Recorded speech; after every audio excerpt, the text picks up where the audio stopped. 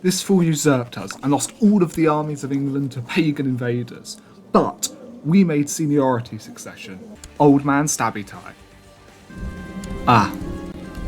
Oops. Find out how we get from prison to the central battleground of Angel on Demon, Pope on Heresy, and Norse on Catholic in just 20 minutes. So we are the suzerain of the entirety of France. You can see there the name of a tiny Welsh duchy plastered across an entire kingdom in Europe, because we're their suzerain. We extorted tribute, and now we're having to defend them. And look at that play. We didn't even have to assassinate him. Okay, we are now the King of England. That's amazing. We did it. Hurrah! I believe they call this a disaster save. Having inherited the Kingdom of England, we have a peasant revolt, we have a vassal revolt, we have an invasion of Norse that has a strong enough army to take the whole Kingdom of England, launching in not 2 months, in 1 year. Okay. And we have no troops.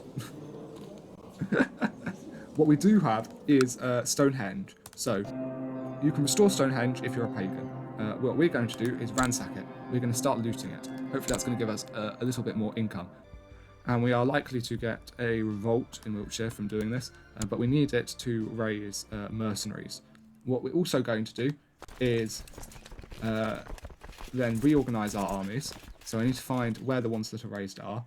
We were fighting against Denmark, so yes, we have some on ships. So I'm going to ask those to come round to Hull, and hopefully we can cut off these 500 troops here. And we'll start moving these over to Lindsay. How many mercenaries? A few thousand, and we want to be able to maintain them all the way until that North invasion. So we'll go with the Catalan company, and they'll raise our capital with no morale, so they could be immediately smashed, but luckily they're still organising their armies, inherited just as this revolt's kicked off.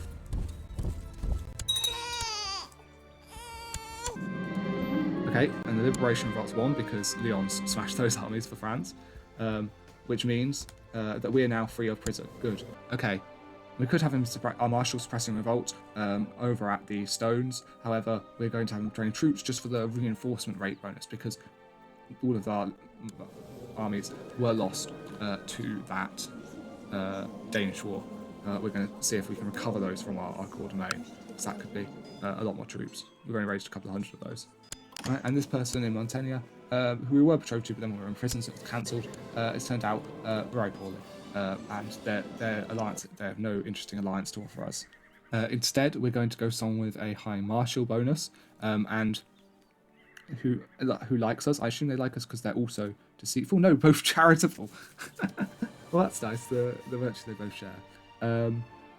So that yes, they're a good marshal. So they're going, and that's what's most important to us. They also really do like us. That doesn't mean we're going to be marrying a Norse, but this character is for good friends with the Isles now, who is a Norse person. So clearly, that cultural issue is dissuading. And on the religious side, it's less about the religion, and it's more about the strategic threat now. It seems to be becoming far more tolerant of them. So to me, that makes sense, and this is just going to continue that trend. And we've been told in our inspired dreams, that we are going to be betrayed by this man, the spy master of life. Oh my god, he's a dangerous man, because he sees us as a weakling and he's going to cast us out of his own. But we need to dispose of him. He's too much of a threat. Our servants throw a sack over him and throw him into a brazen bull, surrounded by sacrificed, presumably revolters, during the midst of we were sitting off to the side in the midst of the battle. It took some time to find them. Some musicians as well. They're playing some. It's got musical accompaniment, and we have his screams as well. The brazen bull, obviously giving us some brilliant sound effects there. And we love torture now. We did see that before. He was doing some stress relief over in France. So yeah, he loves torturing people. That's what he's discovered. Well, hey, that's his character. That's not a me thing to say like that. Oh, he tricked us. He sent someone else in his place because we're so quick to capture him. Oh, he is smart.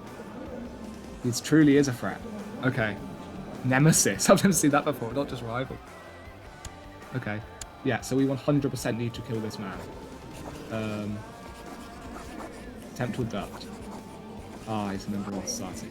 if we plot to kill, how many people could be bribed to join that plot? No one. No one's particularly interested. No one really cares about him. Okay, we're just going to imprison him. They're going to say, why are you imprisoning one of your minor vassals, spy masters? But no, we're taking tyranny or not. Damn, he's gone up here. Okay, we're going to need a tainted touch to curse him using some of our Satan magic. We're gonna have to summon more demons through us. Okay, let's go up and smash these armies up here, and then we'll scoot around. We don't want to attack through this straight crossing, that'll give us a huge negative. So what we're going to do is go up through here, defeat these armies, and then go around over the top of Ireland, circle around, defeat these, and then finish off this revolt down in the south. That'll probably take, and then in exactly a year's time, almost, this revolt attack will kick off from over there. We can keep our mercenaries for that amount of time, I think.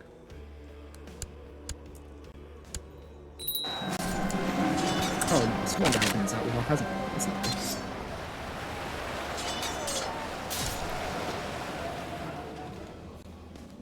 Ah. Well, we're not very good at magic yet, so only getting 3 points. But there's a -3 health negative, so it could do it. Well, it's not a particularly severe case. Okay, well, that's it. And they've cleared up the peasant for us. Thank you very much. Why? No particular reason. He just hates peasants. Awesome. He's not even feudal. Like, he's tribal. Cool. Awesome. Okay, I guess I like Scotland now. Good play, sir.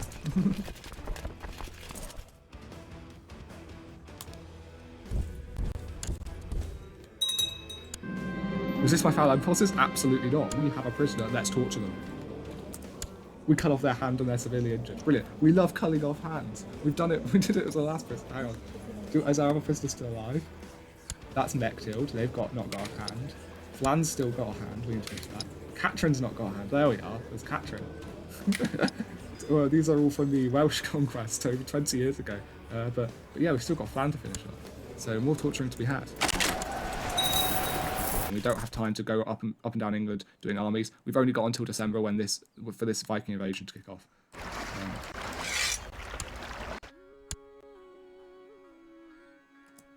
So we need to siege down their capital. And say it's not just speaking us to in our dreams anymore. Yes, finally he's offering us his true power. He's showing us the truth. And we're getting a lot of income from tearing down these the Stonehenge. Already decreased it by a level. Special tithe. See, it's amazing what you can do when you're desperate enough. Nicholas. No, this is not a sign for us to lay low. This is a sign for us to go on further purging. We're going to attempt to abduct him. We need to sacrifice this priest. We need to show revenge. Amazing. Okay, so we are going to sacrifice Satan. And they love us sacrificing Christ. Perfect. Right, revenge had, threat dealt with. People are becoming suspicious, but maybe if we can consolidate our power enough, we can afford people to be suspicious. Maybe that's the best way to be strong. If we're hiding constantly, then we're always knocking out these threats, and there are threats everywhere. We know everyone's out to get us anyway. Maybe if we can, what we really need is to be strong enough. It doesn't matter if people know. This is how paranoia goes with this ambition, desire to gain hugely, but also his avoidance of risk. I think what he needs is to gain hugely as his method of avoiding risk. He's not going to hide away. He's going to go double down and just purge the threats as the supreme ruler.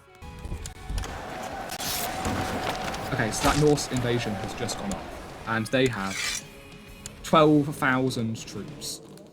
Okay, we are going to need to hire more troops. We can expel the jury to get more money. This will get rid of our spy master. It will get us 300 gold though. Yes, this is an evil thing to do. Happened a lot of time throughout history. Basically, it's just an excuse to get rid of a group of people to steal all their money. And I did just say this character was going to get rid of people to consolidate all of his power. So, yes. Right, we've seized all their assets. We're going to need a new spy master. Let's get someone in. All of the people here have involvement in the politics. They have relatives that we might have to get rid of. We're going to do like what the Byzantine Empire did with the the Varangian Guard getting Norse mercenaries in.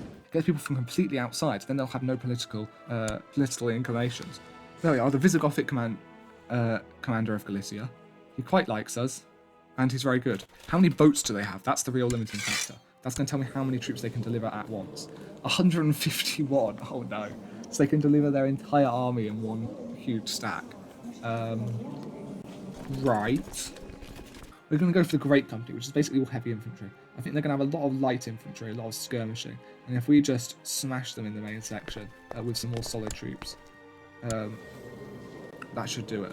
Oh, and the prepared invasion's only against Wales? Okay, that's good for a start. And also Scotland offering to help us out again. Just because he is, like, a cool guy. This is... Wow. Scotland, you're alright. Huh. Joel, this is the one guy we're not going to purge. Like, absolutely. We're not even going to invade Scotland. No matter, like, he wants the whole British Isles. He's this super ambitious guy. But you know what? He's really cool. He's a cool dude. We'll just vassalize him, right? We'll just become the emperor. And then, he can just voluntarily, because we're such good friends, work together in a closer relationship with him as our vassal. And Lagan, this guy in ours, oh my god. This genius-inspired ruler of Lagan is offering to help us as well, because Denmark did siege down the entirety of English Ireland. So this is everyone in the British Isles coming together to resist the Norse invasion. And these people are really doing the work. My vassals, they're highly contributing troops. They're lazy. They need to be killed. Montania. Oh, we haven't married our ruler yet. Why do you want to marry us so much? I know you've got family focus, but that's not what that's supposed to mean. Oh, Lyra, our nemesis, killed our wife when we tried to kill him and burn him in that bull. I forgot about that. Okay, new wife. They don't like that we're possessed. We need them to not be zealous, not be ambitious, not be too good of a person. Basically, exactly not this person, and also highly skilled, and preferably giving us an alliance, which is a bit of a tall order. But this person is absolutely competent. It's definitely not there. But at this point, we could do with getting some more relatives very, very quickly, because we haven't been able to form really any alliances throughout this guy's lifetime. So we're going to look for someone who's also quite satanic. So load the wife filter, and we're going to go lustful hedonist. There are no lustful hedonists. Right. After trawling the archives of the eligible women scrolls, we have found this woman. Alicia Ansfield's who is a poet, which we get on very well. They're also charitable, which is something that our characters still maintain, which we get on well with. And they're lustful, which is good. That means there's some chance that they'll give us an heir before we get to 45. Once you get to 45 in CK2, as a woman, you can't have any more children. They're also a mastermind theologian, which is what this character's going into. Sorry, they're a scholar. They're not particularly religious. But all the good women are lovers of the rulers. He just can't get married. And actually, wives are threats. And what wives are threats or vulnerabilities? We're going full loner mode now. Okay, the disembarking penalty was not strong enough for us to win that battle. We traded about 2,000 troops down each. And we're no longer charitable. When we were pulling down Stonehenge, and we were saying, should we share some of the profits with the local peasantry? No, we'll keep it for ourselves. And got that revolt risk of having to post guards to stop the cultural unrest of us tearing down this grand monument. So yeah, maybe he's not so charitable. That's fine. We don't need to. So he's really going downhill now. He's a good poet though. He writes good verse about impaling. Right, so we finish this war with this revolt. So we're going to sacrifice Satan and therefore supplant them with a member of our dynasty, taking everything they've built and destroying their witch hunt legacy. And also, this guy up in Lothian, this dutiful cleric, he's the guy that pushed for us to be ousted as the King of England in the first place. Absolutely needs to be sacrificed to Satan. We could have just executed. It would have been far less suspicious, and we had a perfect legal reason to do so. But those were very personal. That was not just him controlling his vassals after they revolted. Those two were prime revenge targets.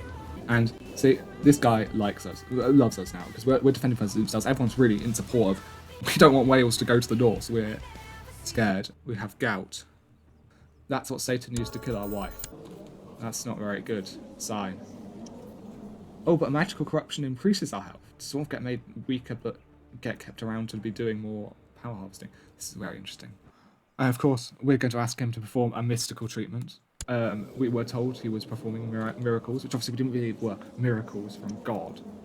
He does, but we wanted to know what's the true source of his power. And finally, we have a chance to see it up close. We're not going to go for a strange experimental treatment. We're not as risk-taking as that, but we want to see this magic power he's got. What? He successfully, like, exercised us, basically. We just become a really good Scott personality transplant. Magically altered. Oh, this guy's ping-ponging.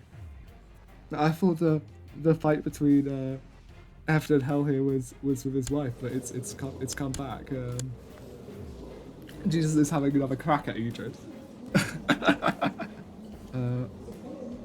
God, he really is the battlefield, isn't he? Okay, so we've got both this, and see, Satan alters us. That makes us more. That keeps us alive. God's altering of us is damaging us, and it's made us this pathetic person. But he can't help but be like this way. He feels like he really wants to be good now. Very odd. And all of this stuff going on, all of these the two warring realms in his mind is really draining him. Let's start moving over to prepare for smashing these armies.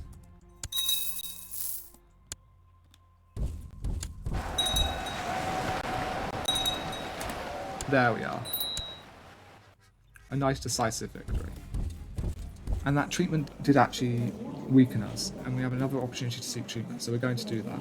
We're going to ask him to go for a normal, reliable treatment this time. Place the negatives of that as well. So actually that's plus 3 health. So we're healthier than before.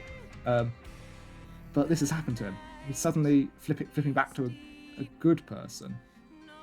I mean, he's still possessed, cynical and paranoid, and absolutely loves torture. So a good person maybe is a bit premature. He's been studying the stars and he sees that God is bleeding. Clearly an omen that our patron, Satan, is winning in this battle. Crushed, of course. You're not even interesting enough to sacrifice Satan. No. I get to torture imprisoned. Yeah. And we've lost the kind trait. His love of torture has managed to push back against this godly corruption. And this zealous woman has attempted to trick our jailer to escape. A zealot? We should not only throw them in the oubliette, they need to be sacrificed to Satan. Hail Satan. Who else have we got to play with? Not much. Okay, sure. Awesome. Maybe that's why he didn't get a wife. Huh. I mean, he never liked this one. They only had one child together. This one just immediately died, and he didn't get. It wasn't until 3 years later that he even thought about getting remarried. He spent his whole exile not married. Just betrothed to someone else, basically as a formality. I guess that makes sense. And I've got another bewitching mission. They're not sending us any sacrificing missions, especially because they know we'll do that without any prompting. Again, this battle in his mind, because we are possessed by the voice of Satan.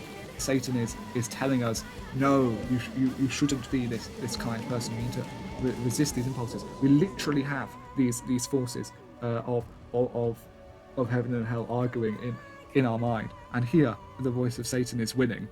We know that the Earth is flat, not shaped like a banana. That's our canon. The Pope has excommunicated us, which means we're basically now a huge public enemy for all Catholics, and all of them can just declare war on us because for simply the reason of us being excommunicated. That means there is no we're not going to issue a declaration of independence, which means there's now no reason to hide who we are. We're out and proud, and we'll see how that manifests in the next episode. To form the Empire of Britannia, we actually only need a few more counties. Press the subscribe button. Subscribe.